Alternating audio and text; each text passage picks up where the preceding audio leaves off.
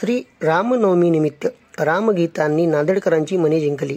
सविस्तर बातमी अशी की कलांगण प्रतिष्ठान, श्रीराम भक्त मंडळ व दैनिक प्रजावाणी यांच्या संयुक्त विद्यमाने रामगीतांची मंगलमय सुरमयी प्रभात राम पहाट हा कार्यक्रम कुसुम सभागृह येथे घेण्यात आला।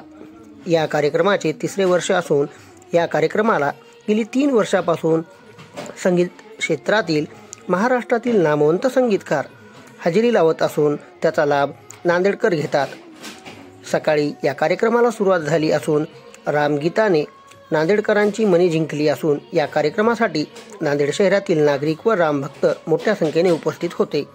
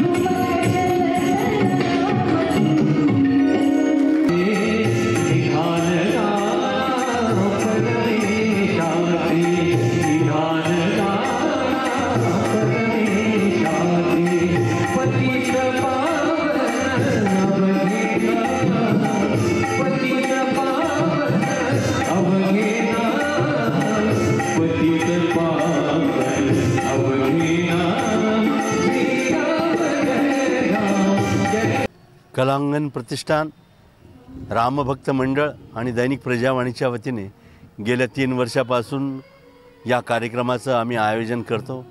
भल्या पहाटे श्री रामनवमीची सुरुवात सकाळी रामनामाने व्हावी आणि हा दिवस आपल्याला आयुष्यभर सुखद जावा, रामाच्या चरणी लीन होऊन त्याच्या कृपा आशीर्वाद आपल्यावर राहावा या दृष्टीनं हा सर्व कार्यक्रम इथं आम्ही सर्वांनी मिळून नांदेडच्या सगळ्या रामभक्त मंडळांनी मिळून सादर करण्याचा आम्ही 3 वर्षापासून प्रयत्न करतो आहे। विशेष म्हणजे या कार्यक्रमाला पहाटे 5:30 वाजल्यापासूनच लोकांची गर्दी होते आणि हळूहळू ही गर्दी आता वाढत जाणार आहे। निश्चितच या कार्यक्रमाचा आनंद नांदेडकर घेतील असा मला आनंद आहे।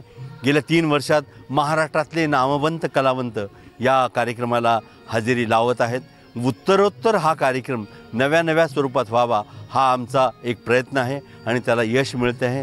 संबंध नांदेडकरांचे आम्ही पुन्हा एकदा आभार मानतो आणि आपण देखील या कार्यक्रमाला सकाळपासून या ठिकाणी उपस्थिती लावून या कार्यक्रमाची शान वाढवली आणि आम्हाला छान प्रकारे प्रसिद्धी मिळवून देण्यासाठी आपण सर्वजण प्रयत्न करतात। यासाठी सर्व मीडिया माध्यम चॅनलवाले, यूट्यूब चॅनलवाले सर्वांचं, माझ्या सर्व पत्रकार मित्रांचं मी या ठिकाणी आभार मानतो आणि आपल्याला श्री रामनवमीच्या निमित्त सर्वांना हार्दिक शुभेच्छा देतो। धन्यवाद। राम पहाट हा माझा 3रा वर्षाचा कार्यक्रम झाला आहे नांदेडमध्ये सुरू। हा प्रत्येकाला राम नामाचं वैशिष्ट्य कळावं आणि ते सगळं अवगत व्हावं, रामनवमीचं महत्त्व कळावं आणि आता राम मंदिर स्थापन झालं आहे अयोध्येला, त्याचा उत्साह द्विगुणित व्हावा हा या मागचा उद्देश आहे आणि रामगीतामध्ये ही आमची राम पहाट रमून जावी हीच एक अपेक्षा आहे।